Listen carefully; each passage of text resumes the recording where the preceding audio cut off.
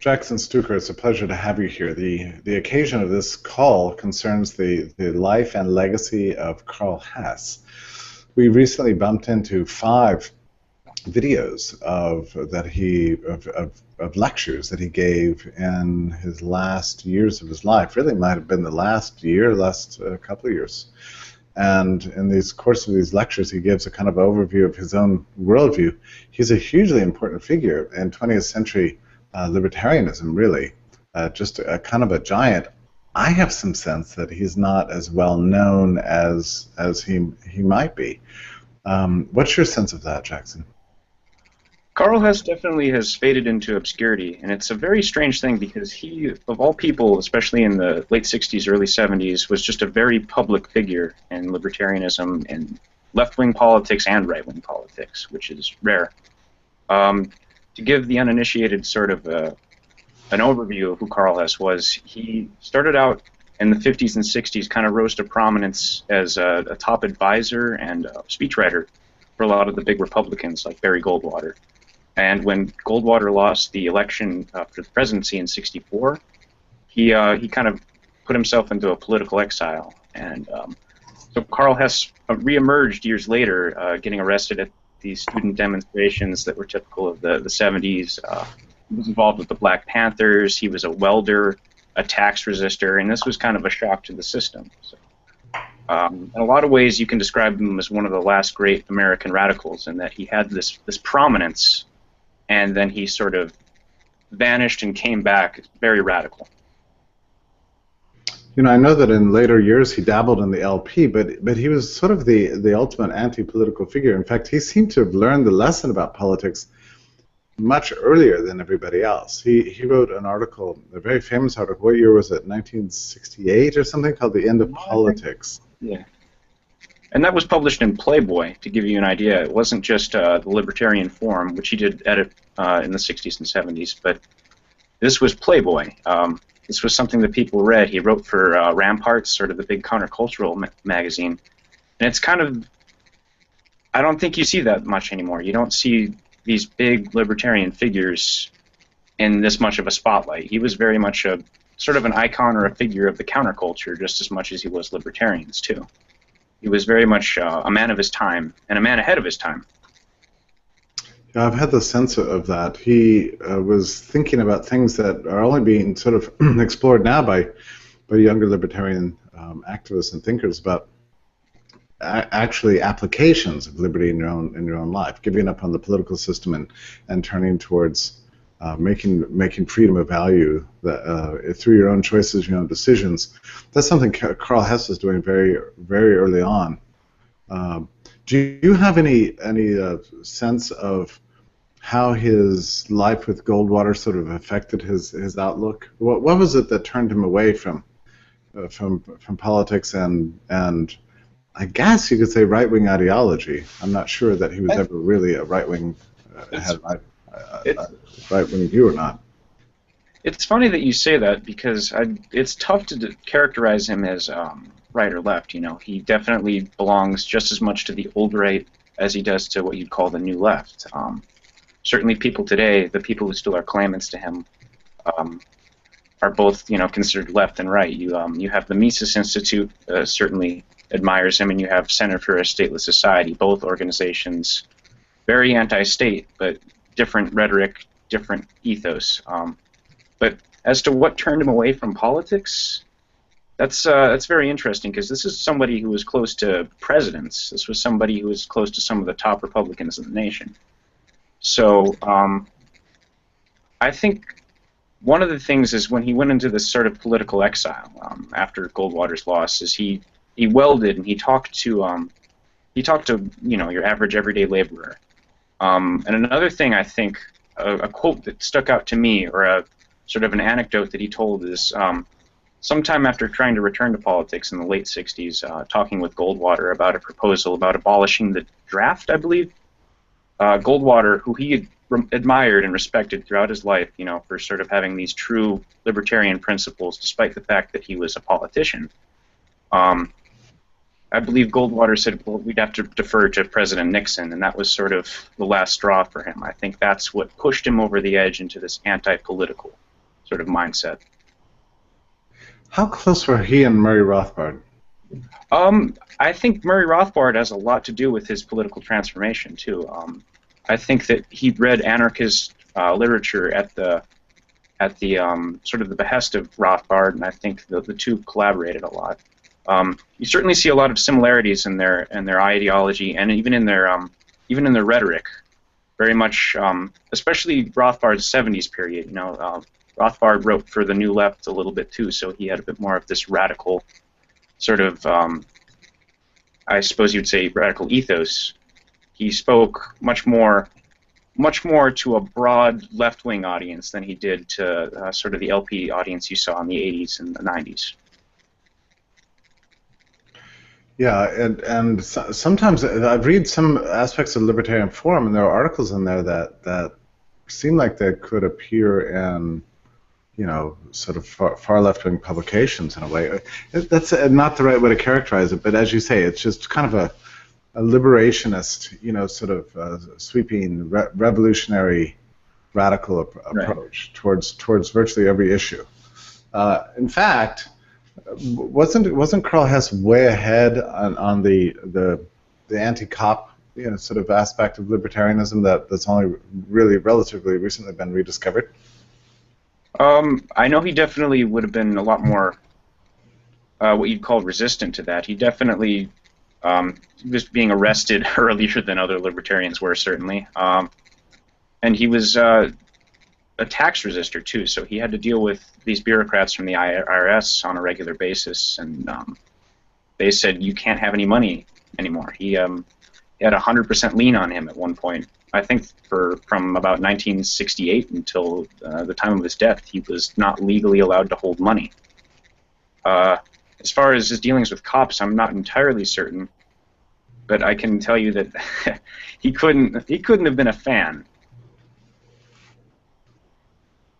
I suppose that he and Murray were kind of close collaborators for probably going on 15 years or something like that. Maybe certainly during the Libertarian Forum years, I think they would have co-authored a few things or edited or read.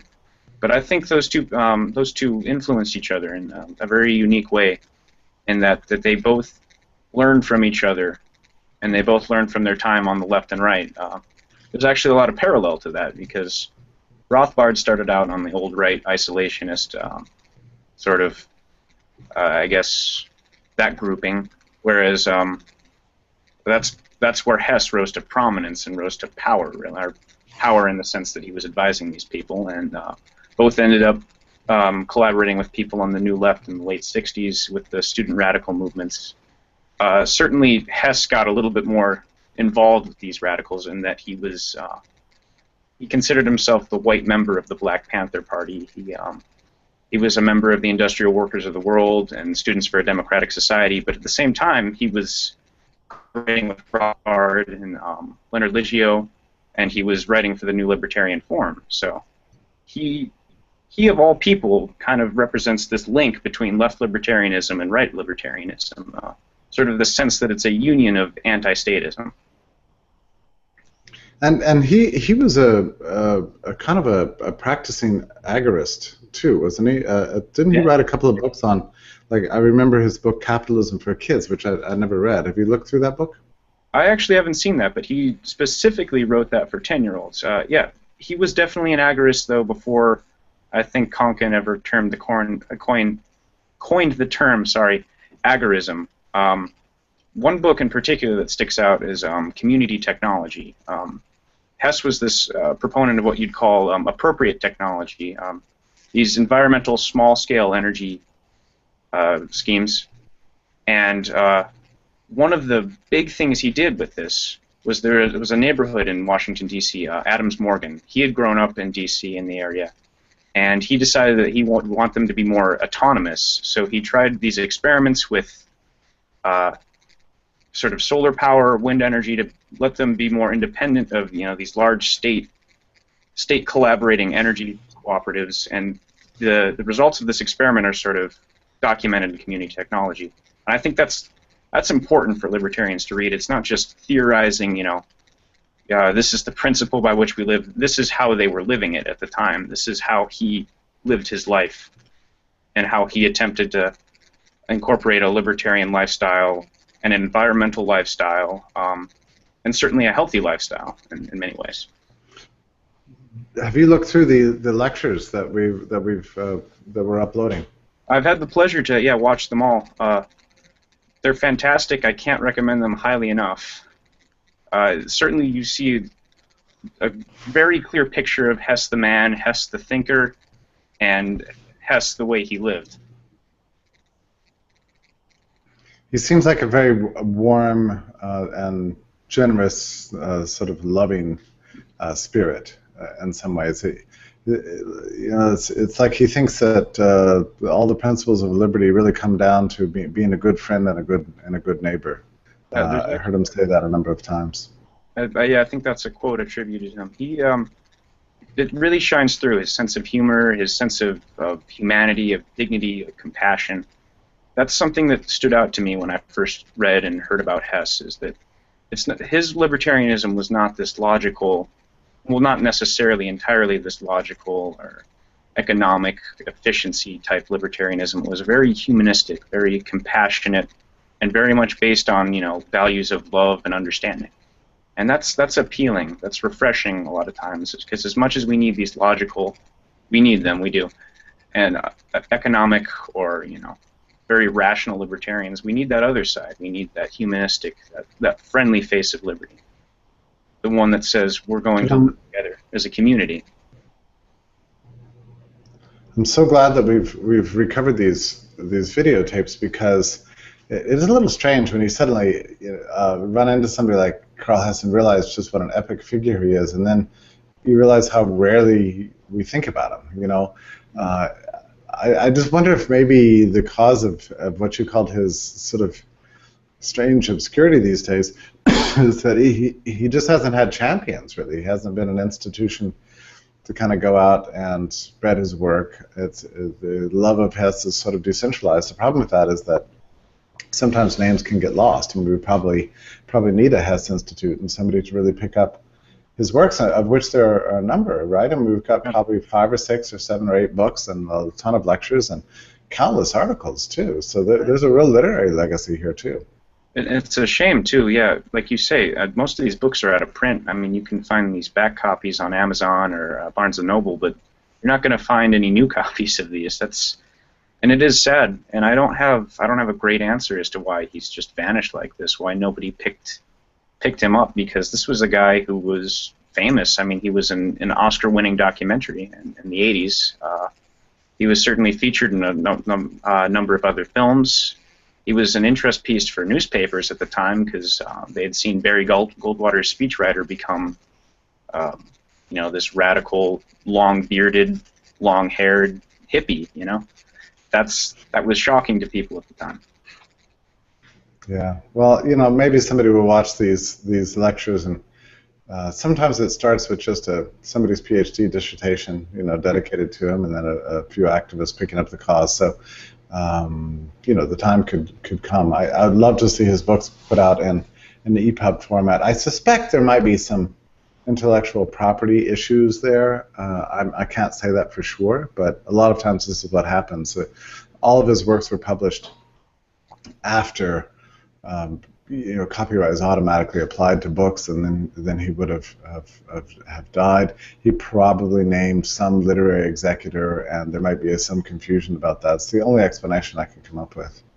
Yeah, that's a shame. That's a real shame. My hope is that these videos and other releases in his honor sort of renew this interest in him, because he's beyond important, really.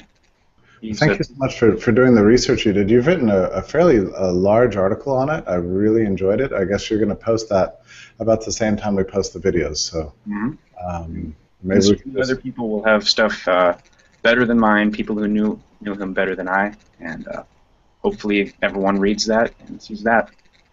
Well, one of the things I'd like to see us do, actually, at Liberty.me is put out an EPUB version of The End of Politics, the 1968 essay that was so seminal, in many ways a founding document of the sort of post-war liberty movement. So I think that might be a very useful thing to do. I can talk to our curators about that. I think that's in the pipeline, as far as I know. Well, there you go. I'm probably just repeating myself. Then it sounds like a staff meeting. Then. Well, Jackson, it's such a pleasure to see you, and thanks for your wonderful work to help revive the memory of Karl Hess. And onward and upward. I like to think that he's looking down on us and cheering on what we're doing. So thank you again for being here today. Thank you. Take care.